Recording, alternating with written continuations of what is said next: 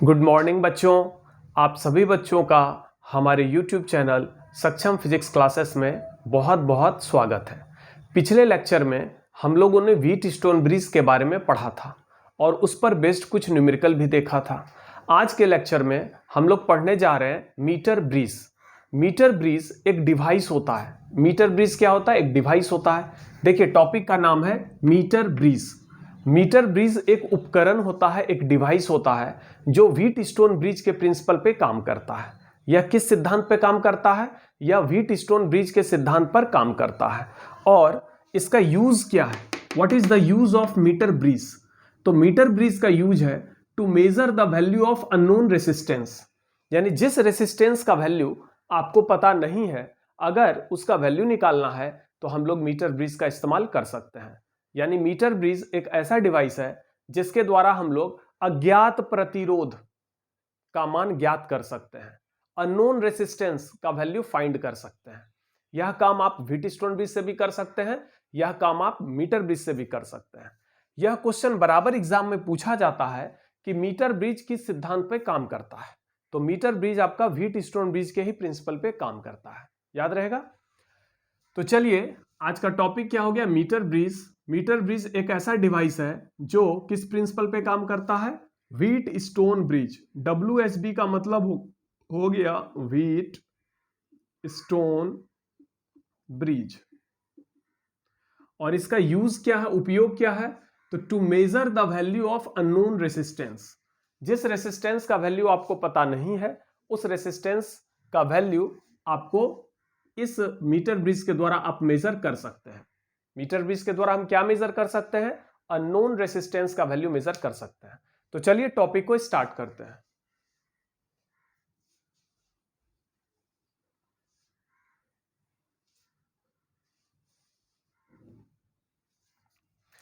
एक बार हम wheat stone bridge को रिकैप करते हैं। किसको रिकैप करते हैं? व्हीट स्टोन ब्रिज को।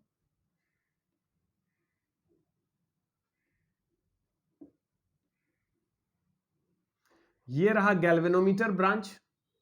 यहां पे एक रेसिस्टर होता है R1 ओम का, यहां पर होता है R2 ओम, यहां पर कनेक्ट होता है R3 ओम और यहां पर कनेक्ट होता है R4 ओम।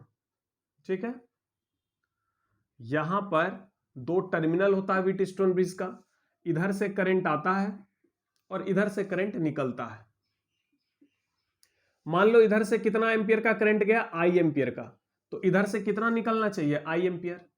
तुम सोच रहे होगे कि इधर से करंट आ कहां से रहा? ये एक्चुअली बैटरी से आता है। यहां पर ऐसे बैटरी हम कनेक्ट करते हैं, तो बैटरी से कितना एम्पियर का करंट निकल रहा? I ampere. और ये वापस बैटरी में कितना जा रहा? I ampere. तो इसको याद रखेंगे कि जितना एम्पियर का करंट बैटरी के एनोड से निकलेगा, उतना ही एम्पियर का करंट बैटरी के कैथोड में आना चाहिए। ठीक है, अब यहां पर देखिए, जब ये करंट आएगा, मान लो इस पॉइंट का नाम है A, ये B हो गया, ये पॉइंट C हो गया, ये D हो गया। जब ये I एम्पियर का करंट यहां पर आएगा तो ये दो पार्ट में बढ़ जाएगा। इधर चला जाएगा I1, इधर चला जाएगा I2। क्लियर है? अब जब ये I1 एम्पियर का करंट यहां से होते हुए कहां पर आएगा? पॉइंट B पर। तो यहां पर देखिए दो रास्ता है, एक इधर है, एक इधर है। तो अब ये I1 एम्पियर का करंट यहां पर आकर देखिए क्या होगा। अगर मान लो पॉइंट B का पोटेंशियल अधिक होगा पॉइंट D से, let potential of point B is greater than potential of point D। आपको पता है कि करंट हमेशा हाई पोटेंशियल से लो पोटेंशियल की ओर फ्लो होता है। तो मान लीजिए अगर बिंदु B का विभव अधिक है बिंदु D के विभव से, तो करंट ऊपर से नीचे आएगा। ठीक ना? तो यहां पर जैसे ही I1 एम्पियर का करंट यहां पर आएगा, पॉइंट B पर आएगा, तो दो पार्ट में बटेगा। मान लीजिए एक पार्ट IG हो गया, तो दूसरा पार्ट कितना हो जाएगा? I1 minus IG। क्लियर है? मान लो इधर से 10 एम्पियर का करंट आया, इधर चला गया 3 एम्पियर, तो इधर कितना जाएगा? 10 माइनस 3 जाएगा, यानी 7 एम्पियर जाएगा। अब यहां से देखिए, इधर से कितना करंट आ रहा? I2, और इधर से कितना करंट आ रहा? IG। तो ये इधर से I2, इधर से IG, ये दोनों ऐड होकर इस ब्रांच में कितना करंट हो जाएगा? I2 plus IG। ठीक है, अब इधर से देखो, ये I2 प्लस IG कहां आ रहा है? C पर। और ऊपर से कितना आ रहा है? I1 minus IG। जब I1 माइनस IG और I2 प्लस IG को ऐड करोगे तो ये कितना आ जाएगा? ऐड करो, I1 माइनस IG में ऐड करना है किसको, I2 प्लस IG को, plus IG minus IG cancel. अब I1 प्लस I2 को हम I लिख सकते हैं, क्योंकि I एम्पियर का जो करंट था ये दो पार्ट में डिवाइड हुआ था, I1 और I2 में। तो जब I1 और I2 को ऐड करेंगे तो कितना आ जाएगा, I। ठीक है, तो यहां पर आप देख सकते हैं कि यह दोनों करंट जब यहां पॉइंट C पर आकर ऐड होगा तो कितना हो जाएगा, I हो जाएगा। इस तरीके से करंट मेरा फ्लो होगा। लेकिन जरा सोचिए ये कैसा व्हीटस्टोन ब्रिज है, ये अनबैलेंस है। अनबैलेंस इसीलिए है क्योंकि गैल्वेनोमीटर वाला जो ब्रांच है इससे करंट फ्लो हो रहा है। अगर इससे करंट फ्लो नहीं होगा तभी ये बैलेंस होगा। ठीक है, गैल्वेनोमीटर एक डिवाइस होता है जो करंट को माप सकता है। उसमें एक निडिल होता है, निडिल दोनों साइड डिफ्लेक्ट होता है। ठीक है, निडिल का डिफ्लेक्शन दोनों साइड होता है और यह किसको मापता है, करंट को। इससे जैसे ही करंट फ्लो होगा तो इसमें जो सुई होता है लगा हुआ वो तुरंत डिफ्लेक्ट हो जाएगा, उससे पता चल जाएगा कि इस ब्रांच में करंट फ्लो हो रहा है और ये मेरा जो व्हीटस्टोन ब्रिज है अनबैलेंस है। अब मान लीजिए सेकेंड केस, अगर D का विभव अधिक होगा B से, अगर D का पोटेंशियल अधिक होगा B से, तो इस केस में क्या होगा, देखिए क्या होगा।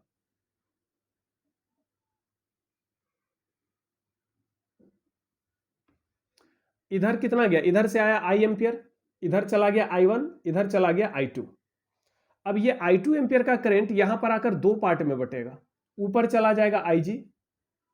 ठीक है, इधर से कितना आ रहा है, ध्यान से देखो, I2 में एक पार्ट चला गया IG, दूसरा पार्ट कितना हो जाएगा, I2 माइनस IG।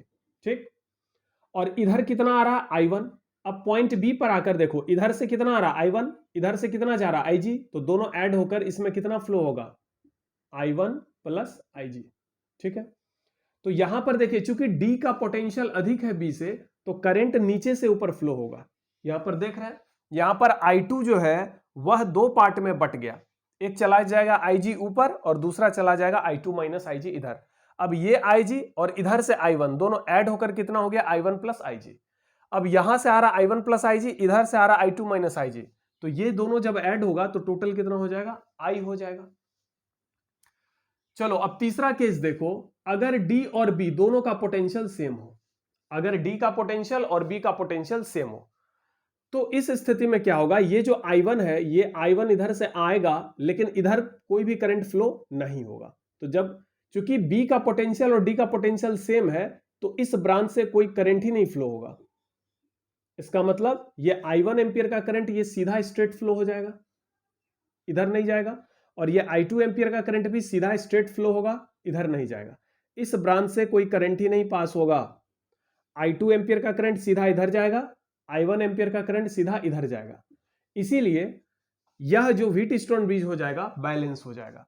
जब व्हीटस्टोन ब्रिज बैलेंस होगा तो इस दोनों पॉइंट का पोटेंशियल सेम होगा, इस ब्रांच से कोई करंट फ्लो नहीं होगा, इधर से जो करंट फ्लो होगा दोनों से सेम करंट फ्लो होगा। R1 से और R2 से कितना करंट फ्लो हो रहा, I1। उसी प्रकार R3 और R4 इस दोनों से कितना करंट फ्लो हो रहा, I2। तो यह दोनों सीरीज में है, यह दोनों सीरीज में है, और ये किस में चला जाएगा, पैरेलल में।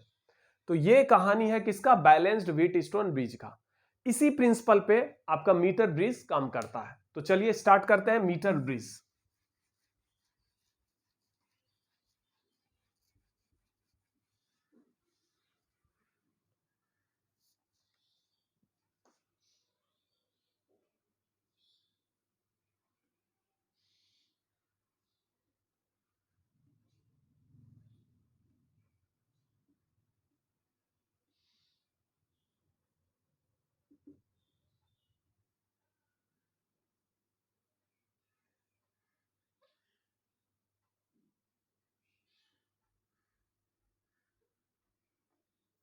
ध्यान से देखिए, ये जो है ये मेटालिक स्ट्राइप है, मेटालिक स्ट्राइप, इसको कहा गया धात्विक पट्टी। ये काफी मोटा पट्टी होता है जो धातु का बना होता है, मेटल का बना होता है। ठीक है, तो ये जो मेटालिक स्ट्राइप है, यहां पर ये भी मेटालिक स्ट्राइप है, ये क्या है आपका, ये भी है मेटालिक स्ट्राइप, मेटालिक स्ट्राइप यानी धात्विक पट्टी, धात्विक पट्टी। और ये जो है ये भी मेटालिक स्ट्राइप है। तो इसको हम मिडिल स्ट्राइप कहते हैं, मिडिल स्ट्राइप यानी मध्य पट्टिका, मध्य पट्टिका। ये 3 स्ट्राइप आप देख रहे हैं, ये तीनों स्ट्राइप मेटल का बना होता है और काफी मोटा होता है यानी थीक होता है। इसको हम कह सकते हैं थीक मेटेलिक स्ट्राइप यानी मोटा धात्विक पट्टी, मोटा, काफी मोटा होता है। तो फर्स्ट, सेकेंड, थर्ड, ये बीच वाला जो पट्टी होता है इसको मिडिल स्ट्राइप यानी मध्य पट्टिका कहते हैं।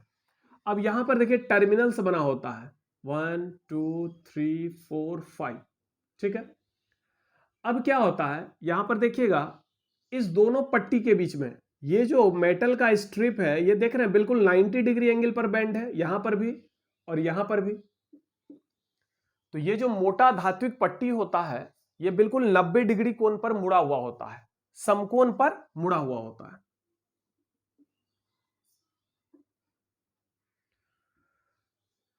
मीटर ब्रिज में एक तार होता है, इस तार का नाम रख देते हैं AC।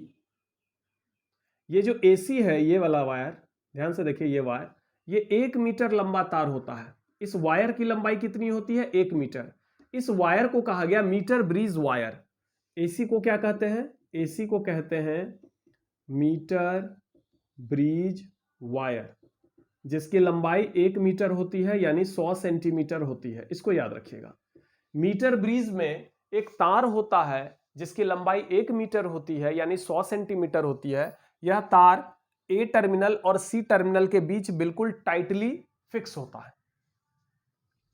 इस तार का जो 2 सिरा है, एक सिरा है A और एक सिरा है C। इस दोनों सिरा से एक बैटरी जुड़ा हुआ रहता है और एक चाबी जुड़ा हुआ रहता है, इस तरीके से, ठीक है। अब यहां पर देखिएगा, इस टर्मिनल के बीच एक अननोन रेसिस्टेंस R जुड़ा हुआ रहता है, इसका वैल्यू फाइंड करना है। ये R कैसा रेसिस्टेंस है? R हमारा है अज्ञात प्रतिरोध यानी unknown resistance, unknown resistance. R कैसा रेसिस्टेंस है? अननोन। और यहां पर एक और रेसिस्टेंस जुड़ा हुआ रहता है S। S जो है इसको बोला गया ज्ञात प्रतिरोधक या ज्ञात प्रतिरोध। S को स्टैंडर्ड रेसिस्टेंस कहा गया, स्टैंडर्ड रेसिस्टेंस, यानी इसका मान आपको ज्ञात रहेगा। R कैसा रेसिस्टेंस है? R का वैल्यू पता नहीं है, R का वैल्यू फाइंड करना है। हमने बताया था मीटर ब्रिज एक ऐसा इंस्ट्रूमेंट है जिससे हम अननोन रेसिस्टेंस का वैल्यू फाइंड कर सकते हैं, पता लगा सकते हैं। तो मान लो ये जो R है ये अननोन रेसिस्टेंस है, इसका वैल्यू फाइंड करना है। और S कैसा रेसिस्टेंस है? S है आपका स्टैंडर्ड रेसिस्टेंस, जिसका वैल्यू आपको पता है। ध्यान रखिएगा, इसका वैल्यू आपको पता है, गिवन है। ये ज्ञात प्रतिरोध है, ये अज्ञात प्रतिरोध है। यहां पर इस पॉइंट को हम मान लेते हैं B। ये पॉइंट हो गया A, ये पॉइंट B, ये पॉइंट C। यहां पर एक गैल्वेनोमीटर जुड़ा हुआ होता है जिसका एक सिरा जॉकी से जुड़ा हुआ रहता है। ये जो एरो देख रहे हैं इसको जॉकी कहते हैं। इस पॉइंट का नाम रखते हैं D। ध्यान से देखिएगा डायग्राम को, पूरे डायग्राम को समझिए। यहां पर देखिए A, B, C और ये वाला पॉइंट D है। ये जो ट्रायंगल जैसा आप फिगर देख रहे हैं, ये जो एरो हमने बनाया है, इसको जॉकी कहा गया। क्या कहा गया? जॉकी। इस D को क्या कहा गया? जॉकी। जॉकी का काम क्या है देखिए। जॉकी का काम होता है, इस जॉकी को इस तार के ऊपर आप इस पर रख कर कहीं भी मूव कर सकते हैं। इस जॉकी को ऐसे पकड़ के उठा के यहां पर रखेंगे और यहां से धीरे धीरे धीरे धीरे तब तक खिसकाएंगे जब तक कि गैल्वेनोमीटर के निडल का डिफ्लेक्शन 0 ना हो जाए। गैल्वेनोमीटर के निडल का डिफ्लेक्शन 0 अगर हो जाता है तो इसका मतलब हुआ कि इस ब्रांच से कोई करंट फ्लो नहीं होगा। ये इंस्ट्रूमेंट देख रहे हैं, ये G का मतलब क्या है? गैल्वेनोमीटर। G का मतलब है गैल्वेनोमीटर। और ये D का मतलब क्या है? जॉकी। इस जॉकी को किसके ऊपर चलाया जाता है? इस जॉकी को मीटर ब्रिज तार के ऊपर धीरे धीरे खिसकाया जाता है। मान लीजिए ये जॉकी है, इस जॉकी को यहां से धीरे धीरे धीरे धीरे खिसकाते हुए लेके चलेंगे और इसको तब तक खिसकाते रहेंगे जब तक कि गैल्वेनोमीटर के सुई का विक्षेप जीरो ना हो जाए, गैल्वेनोमीटर के निडल का डिफ्लेक्शन जीरो ना हो जाए। और यहां से यहां तक इस जॉकी को आप चला सकते हैं। ये जो तार है 1 मीटर लंबा तार, इसके ऊपर जॉकी को धीरे धीरे तब तक मूव करना है जब तक निडल के गैल्वेनोमीटर के निडल का डिफ्लेक्शन जीरो ना हो जाए। और एक ऐसा पॉइंट आएगा जब निडल का डिफ्लेक्शन जीरो होगा।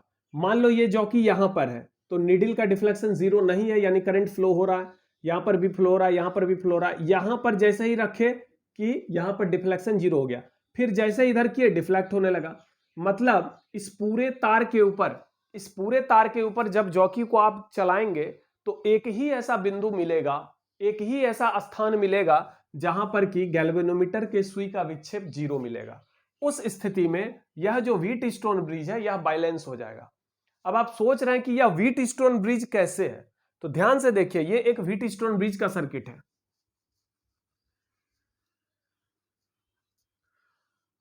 देखिएगा यहां बैटरी से मान लीजिए आई एम्पियर का करंट आया, बैटरी से कितना करंट आया, आई एम्पियर। यह करंट यहां पर आकर पॉइंट ए पर आकर दो पार्ट में जाएगा। इधर चला गया कितना मेरा I1 और इधर कितना चला गया I2। चूंकि ये मेटल का बना हुआ स्ट्राइप है तो इससे तो करंट फ्लो होगा। तो आई एम्पियर का करंट जब आएगा तो ये दो पार्ट में ब्रेक होगा, इधर जाएगा, ऊपर जाएगा I1, इधर जाएगा I2। जब ये I1 इधर आएगा तो यहां से फ्लो होते हुए ऐसे देखो I1 जा रहा है ऐसे करके, ऊपर R से फ्लो होते हुए कहां पर आएगा, पॉइंट बी पर आएगा। पॉइंट बी पर आने के बाद अगर आपने इसको बैलेंस कर दिया है, इस जॉकी को तब तक चलाना है जब तक सुई का विक्षेप जीरो ना हो जाए। तो मान लीजिए बिंदु डी पर आपका क्या हो गया, गैल्वेनोमीटर के निडल का डिफ्लेक्शन जीरो हो गया इस पॉइंट डी पर। तो इसका मतलब इस ब्रांच से कोई करंट फ्लो नहीं होगा, क्योंकि जैसे ही करंट फ्लो होगा तब तो गैल्वेनोमीटर का जो निडल होता है वो डिफ्लेक्ट कर जाएगा।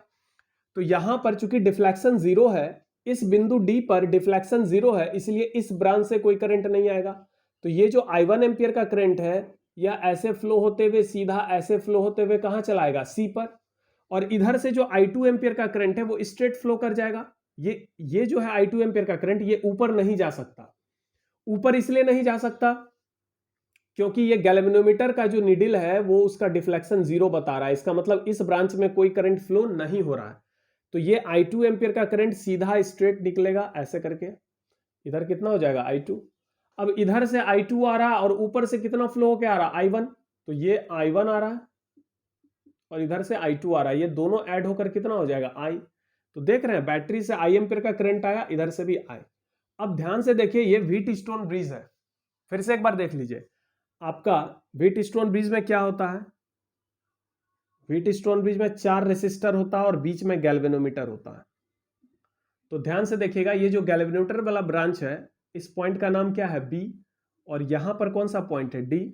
यहां पर इधर कौन सा रेसिस्टेंस लगा हुआ है R, यहां पर इधर कौन सा रेसिस्टेंस लगा हुआ है S, ये कौन सा पॉइंट है C, और इधर कौन सा पॉइंट है A। ऐसे ही है, और यहां पर ऐसे करके बैटरी कनेक्ट है। ये यहां से जब I एम्पियर का करंट आएगा तो ये दो पार्ट में ब्रेक होगा, इधर जाएगा I1, इधर जाएगा I2। चूंकि गैल्वेनोमीटर वाले ब्रांच से कोई करंट फ्लो नहीं हो रहा है इसलिए ये I1 यहां पर दो पार्ट में नहीं बटेगा, वो सीधा स्ट्रेट निकलेगा I1। इधर से करंट जाना ही नहीं है, ये गैल्वेनोमीटर के निडल का डिफ्लेक्शन जीरो हो चुका है। और ये जो I2 है ये भी दो पार्ट में बटना चाहिए था पर नहीं बटेगा क्योंकि इधर से कोई करंट फ्लो नहीं हो सकता, तो इधर I2 चला गया। तो इधर I2 इधर से I1, तो इसमें कितना हो जाएगा I। देखिए हम लोगों ने पढ़ा था कि यहां पर R1 होता है, यहां R2 होता है, यहां R3 होता है, यहां R4 होता है। तो अब देखिए R1 का वैल्यू कितना है R, R2 का वैल्यू कितना है S, R3 का वैल्यू पता नहीं चल रहा है, ये जो R3 है। तो अब ध्यान से देखिएगा यहां से लेकर यहां तक ये जो मीटर ब्रिज का तार है, इस पूरे मीटर ब्रिज तार की लंबाई कितनी है 100 सेंटीमीटर। तो मान लिया जाए, माना R बराबर 1 सेंटीमीटर तार का प्रतिरोध, 1 सेंटीमीटर तार का प्रतिरोध कितना ओम है R ओम है, रेसिस्टेंस पर सेंटीमीटर। मान लेते हैं कि मीटर ब्रिज का जो तार है, मीटर ब्रिज तार की लंबाई कितनी है 100 सेंटीमीटर। ए से सी तक ये जो मीटर ब्रिज का तार देख रहे हैं इसकी लंबाई 1 मीटर यानी 100 सेंटीमीटर होती है। मान लेते हैं 1 सेंटीमीटर तार का प्रतिरोध है R ओम, तो 2 सेंटीमीटर तार का प्रतिरोध होगा 2R, 3 सेंटीमीटर तार का प्रतिरोध होगा 3R, 4 सेंटीमीटर तार का प्रतिरोध होगा 4R, इसी प्रकार होगा। तो यहां से यहां तक टोटल कितना सेंटीमीटर है 100 सेंटीमीटर है। तो 1 सेंटीमीटर का प्रतिरोध अगर R ओम है तो पूरे 100 सेंटीमीटर का ये तार है, तो कुल प्रतिरोध हो जाएगा 100R। ये टोटल रेसिस्टेंस हो जाएगा मीटर ब्रिज वायर का। ठीक है, अब मान लेते हैं कि जॉकी को आपने चलाया और तब तक चलाया जब तक कि डिफ्लेक्शन 0 ना हो जाए। यहां पर डिफ्लेक्शन कितना हो गया 0। गैल्वेनोमीटर के अंदर जो निडल होता है उसका डिफ्लेक्शन हो गया 0। इस पॉइंट डी को बैलेंस पॉइंट कहेंगे क्योंकि यहीं पर आकर आपको बैलेंस मिला। क्योंकि जैसे ही जॉकी को हम इधर लाएंगे तो भी निडल डिफ्लेक्ट करेगा, इधर अगर लाएंगे तो भी निडल डिफ्लेक्ट होगा, और जैसे ही निडल डिफ्लेक्ट होगा तो इस ब्रांच से करंट फ्लो होगा। इसका मतलब ये जो व्हीटस्टोन ब्रिज है यह अनबैलेंस हो जाएगा। तो बिंदु डी पर क्या हो गया है, व्हीटस्टोन ब्रिज बैलेंस हो गया। ठीक है, इस ब्रांच से कोई करंट फ्लो नहीं हो रहा। जैसे ये बैलेंस होगा तो ए से डी के बीच की लंबाई को आपको मापना है। मान लेते हैं बिंदु ए से लेकर बिंदु डी के बीच की लंबाई है L1 सेंटीमीटर, और बिंदु डी से बिंदु सी की लंबाई हो जाएगी 100 माइनस L1 सेंटीमीटर। चूंकि कुल लंबाई कितनी है यहां से यहां तक पूरे तार की लंबाई 100 सेंटीमीटर है, जिसमें मान लो ये L1 सेंटीमीटर है, तो इधर का लंबाई कितना होगा 100 माइनस L1 सेंटीमीटर। अरे मान लीजिए ये 20 सेंटीमीटर है तो इधर 100 माइनस 20 यानी 80 सेंटीमीटर होगा। तो ये अब सोचिए यहां से यहां तक यानी ए से डी तक की लंबाई कितनी सेंटीमीटर है L1। अब 1 सेंटीमीटर का प्रतिरोध कितना है R, तो L1 सेंटीमीटर का प्रतिरोध हो जाएगा L1R, यानी ये जो तार है इस तार का प्रतिरोध होगा L1R। और यहां से यहां तक जो तार है कहां से D से लेकर C तक, इस तार का प्रतिरोध होगा 100 माइनस L1R। क्योंकि 1 सेंटीमीटर तार का प्रतिरोध है R ओम, तो यहां से लेकर यहां तक तार का लंबाई है 100 माइनस L1 सेंटीमीटर, तो इसका प्रतिरोध हो जाएगा 100 माइनस L1R। अब ध्यान से देखिए ये जो व्हीटस्टोन ब्रिज है इसमें 4 प्रतिरोध होता है। गैल्वेनोमीटर को अगर छोड़ दें तो 4 रेसिस्टेंस होता है। ये हो गया आपका R1, ये हो गया R2, ये हो गया R3 और ये हो गया R4, और बीच में कोई करंट फ्लो नहीं हो रहा। समझ में आया? ये R1 का वैल्यू कितना है R, R2 का वैल्यू कितना है S, इस तार का प्रतिरोध कितना निकला है L1R, और इस तार का प्रतिरोध कितना है 100 minus L1R, 100 minus L1 into R, तो R1, R2, R3, R4। चूंकि ये व्हीटस्टोन ब्रिज बैलेंस है, तो जब व्हीटस्टोन ब्रिज बैलेंस हो जाता है तो वहां पर क्या लिखते हैं, वहां पर हम लिखते हैं R1 by R2, R1 by R2 is equal to R3 by R4, ऐसा लिखते हैं। अब ध्यान से देखिए R1 का वैल्यू कितना है, R1 का वैल्यू है R, R2 का वैल्यू कितना है S, R3 का वैल्यू कितना है L1R, एंड R4 का वैल्यू कितना है 100 माइनस L1R। अब यहां पर हम देख सकते हैं R और R हो गया कैंसिल, तो यहां से कैपिटल R का वैल्यू कितना आ जाएगा, कैपिटल R का वैल्यू हो जाएगा, इस S को हटा के इधर लाते हैं तो हो जाएगा L1S by 100 minus L1। Capital R का वैल्यू हो जाएगा L1S बाय 100 माइनस L1।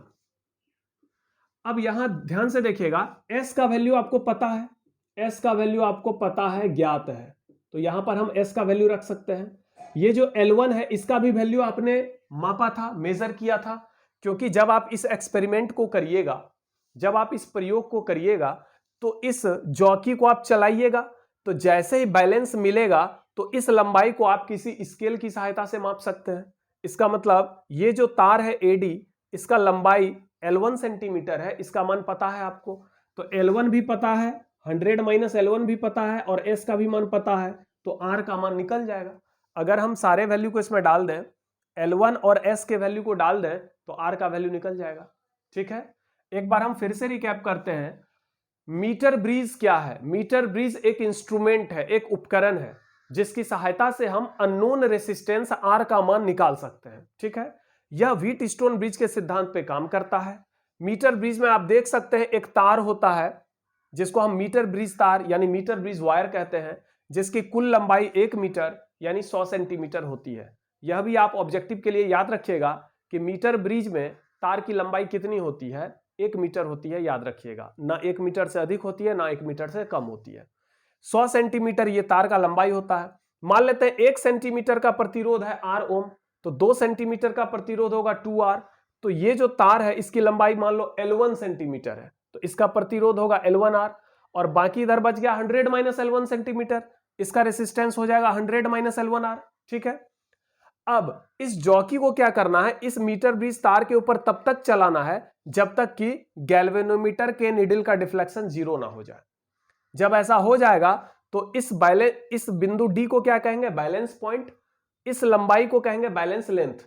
तो इस लंबाई को आप स्केल की सहायता से माप लेंगे।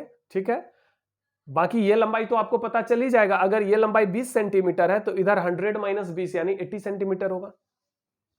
और इस फॉर्मूला में जैसे ही रखिएगा, मान लीजिए इसका लंबाई 20 सेंटीमीटर आया तो यहां पर हम 20 लिखेंगे, 20 सेंटीमीटर लिखेंगे। मान लीजिए एस का वैल्यू 10 ओम है तो एस का वैल्यू 10 ओम लिखेंगे, बाय 100 माइनस 20 यानी 80 सेंटीमीटर। सेंटीमीटर कैंसिल हो गया, 20 चौके 80 और 10/4 को क्या लिखेंगे? 2.5, तो निकल गया 2.5 ओम। क्लियर है? इस तरीके से आप आर का वैल्यू पता लगा सकते हैं। तो ये था मीटर ब्रिज। ये काफी इजी है, इसमें कुछ ऐसा कुछ टफ है नहीं, ये पूरा व्हीटस्टोन ब्रिज पर ही काम करता है। मीटर ब्रिज किस प्रिंसिपल पे काम करता है? व्हीटस्टोन ब्रिज के प्रिंसिपल पर। इसमें तार की लंबाई कितनी होती है? 100 सेंटीमीटर यानी 1 मीटर। और मीटर ब्रिज वाला जो एक्सपेरिमेंट है, इस एक्सपेरिमेंट को कैसे करेंगे? सबसे पहला स्टेप इसमें क्या करना है? जिस रेसिस्टेंस का वैल्यू पता करना है उसको आप पहले यहां पर कनेक्ट करोगे। कहां पर? यहां पर। जिस प्रतिरोध का मान ज्ञात करना है उसको सबसे पहले यहां पे कनेक्ट किया जाएगा। ठीक है, उसके बाद क्या करेंगे? इस जॉकी को इस तार के ऊपर तब तक चलाते रहेंगे धीरे धीरे करके जब तक कि यह बैलेंस ना हो जाए, गैल्वेनोमीटर के सुई का विक्षेप 0 ना हो जाए। मान लो बिंदु डी पर आकर विक्षेप 0 हो गया तो इस लंबाई को हम माप लेंगे। इस लंबाई को हम कहेंगे L1 और इधर की क्या कहेंगे? 100 माइनस L1। अब हम फॉर्मूला लगाएंगे R बाई एस। चूंकि ये बैलेंस हो चुका है तो हम लिखेंगे R by S equal to L1R by 100 minus L1R। यही ना, R1 बाई R2 बराबर R3 बाई R4। इस तरीके से लिखेंगे और यहां से R का वैल्यू मिल जाएगा। जैसे हम L1 का वैल्यू और S का वैल्यू पुट करेंगे R का वैल्यू मिल जाएगा। ये था मीटर ब्रिज। चलिए नेक्स्ट क्लास में हम लोग पढ़ेंगे पोटेंशियोमीटर। Thank you.